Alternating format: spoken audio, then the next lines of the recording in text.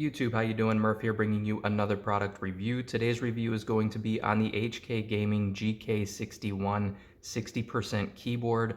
The model I have here is in white, and I have this in the Gatoron optical red switch. This keyboard is now offered with mechanical switches as well. You will typically pay a little bit of a premium for that. For example, I have this here in the Gatoron optical red switch, which retails for right around $75. And if you were to buy this in the Gatoron mechanical red switch, it would cost you about $85. Starting with the design and build quality of this keyboard, the build quality is pretty solid. It does come in a high density plastic case, and it has very limited amounts of flex. Pushing in the sides here, there's very little flex in those side panels at all, maybe just a little bit, and I'm putting quite a bit of pressure on those side panels.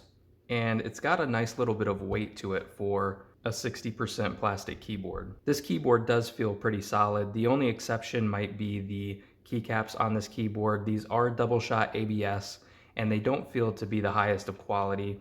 They don't feel bad to type on, but I do worry about the longevity of these keycaps. The one positive note about these keycaps are the legends on them are very good. They've got a very good, crisp, large font on them. Very easy to read, very easy to see, and because they are a little bit larger, they let a lot of that RGB lighting through them. And the RGB on this keyboard does look very good.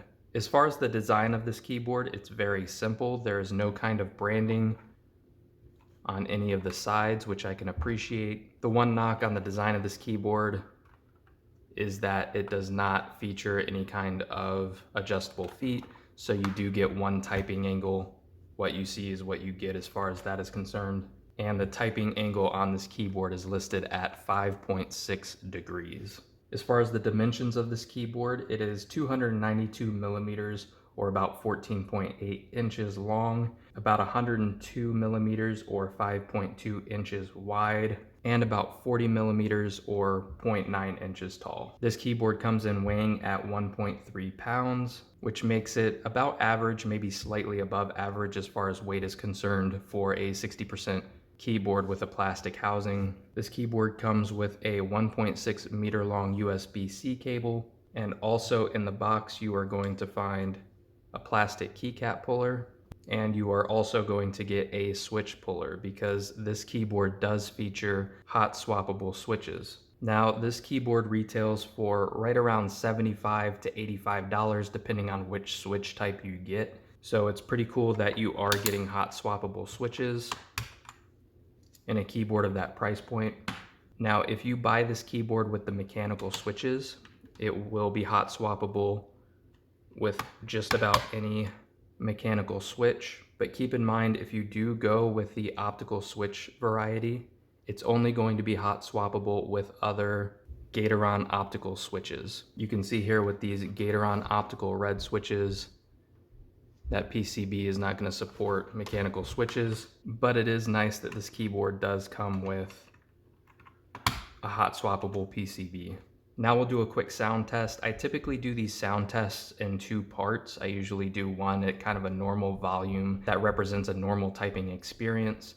And then I usually do a little bit of a louder volume one where I really kind of pound away at the keys to give you an idea of how loud these switches and the keyboard in general could potentially be. But I'm just gonna do one sound test here at a normal typing experience, normal typing volume. And the reason being is because I found that this particular keyboard with this switch type is already quite loud as it is. I would liken the sound of this to probably something closer to a Cherry MX Blue clicky switch. So this keyboard is quite loud.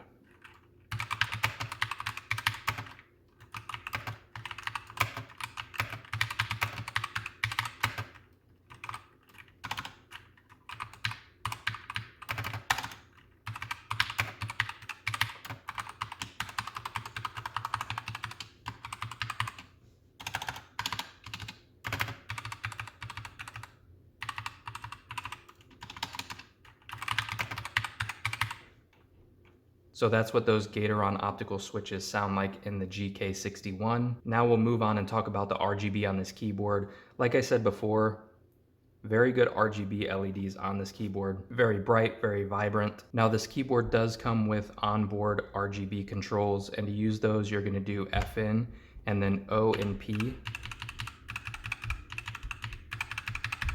will control your brightness levels, and then close bracket and backslash will control the different RGB functions. Now this keyboard does offer a software option to control not only the lighting but the macro settings as well. I will post a link in the description down below to where you can download that software. Overall, the software for this keyboard is pretty decent.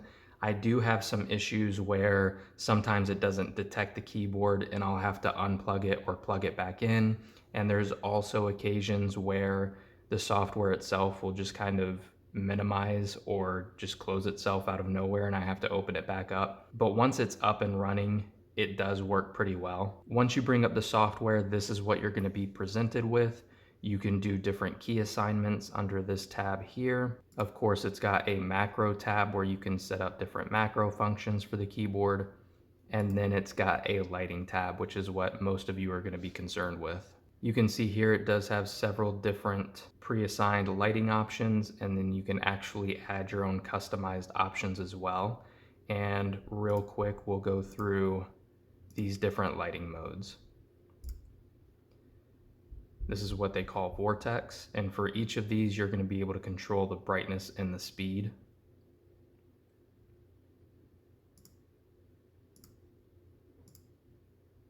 Surfing right.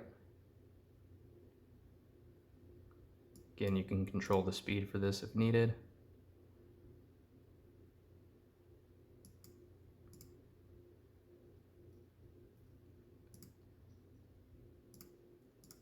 Lighting by press, which is going to be one of the reactive modes.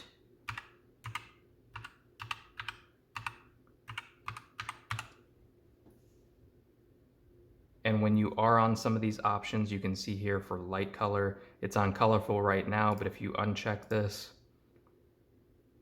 you can choose a specific color mode, which is nice. The only complaint that I do have is that the lights tend to be pretty limited. You can see here there's only about 7 colors to choose from. I'm not really sure why that is. Once I get down to these custom modes, I'll show you that you can actually open up a wider variety of colors, but for some reason for these pre-installed RGB options, there's only a few colors to choose from. We'll move down to breathe for a breathing pattern.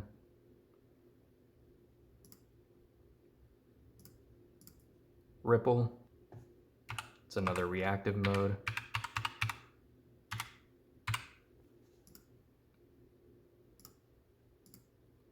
Always lighting, which is basically just your static color. Wave spectrum.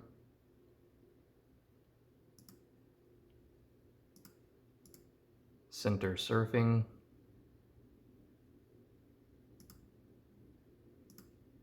Snake marquee.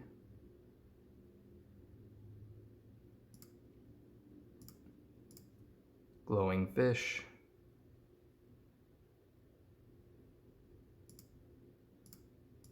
Heart shape.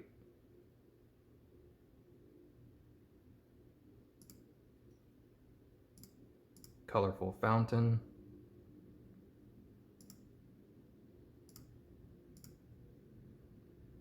Traffic. Gluttonous snake.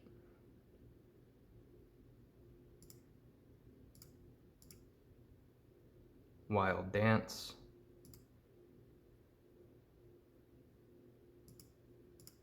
Surfing cross.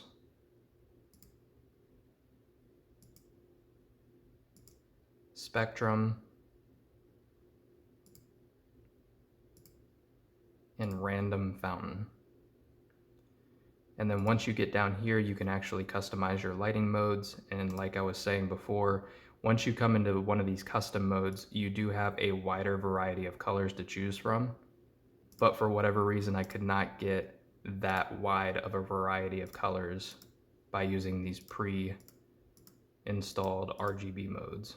And that pretty much wraps up the review. Overall, I think this is a really nice keyboard. It's kind of at a weird price point because it's kind of a little bit more expensive than what I would consider paying for like a mid-range 60% keyboard.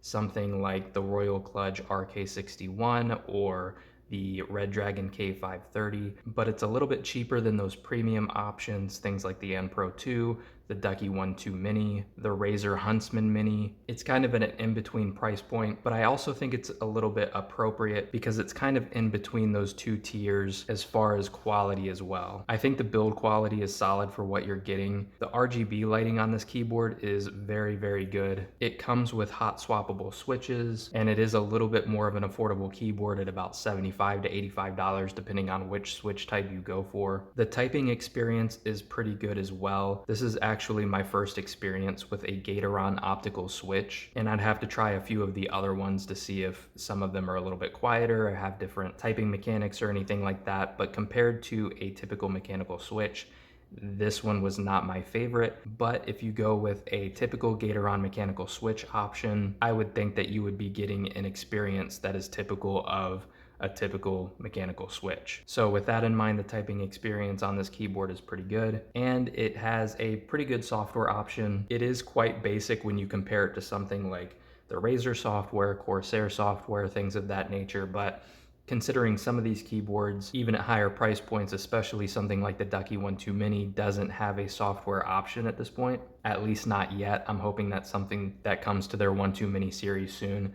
But at the moment, the fact that it has a software option that works pretty well at under $85 is pretty good. My main complaint here would probably be the keycaps, but if you have an extra set laying around, this is a typical standard layout, and it does have those typical MX style keycaps, so you should be able to replace these with most keycap sets out there if you already have a set, or if you just want to buy a different set to put on here once these start wearing down, that is an option as well. So really my only two complaints are the keycaps that are on this keyboard and the fact that I feel that that software could be a little bit more robust. But for what you're paying here, not a bad option at all. I think I would recommend at least looking at this keyboard if you're in the market for a 60% keyboard under $100. I would also recommend checking out maybe the RK61 or the Red Dragon K530. Both of those are going to be a little bit cheaper with similar build quality and features, but this isn't a bad option, especially if you're trying to go for an optical switch. This is probably one of the cheapest optical switch options on the market right now. I hope you guys enjoyed this review. If you did, please like the video. Make sure you subscribe to the channel if you want to see other content like this. I'll leave a link to all of my socials in the description down below, but if you join anything down there, make sure you join the Discord server. It's kind of a one-stop shop for this channel. You'll be notified of when I post new videos, when I go live on Twitch. You'll be the first to know of any giveaways that are coming up, anything like that. Or you can feel free to just hang out and chat in the Discord. And it's a good place to drop any questions that you have about my videos or product reviews. I can typically respond a little bit faster over there than I can on YouTube. But with that being said, if you do have any questions about this review, put them in the comment section down below. I'll be sure to get to those as quickly as possible. And YouTube, we'll catch you later.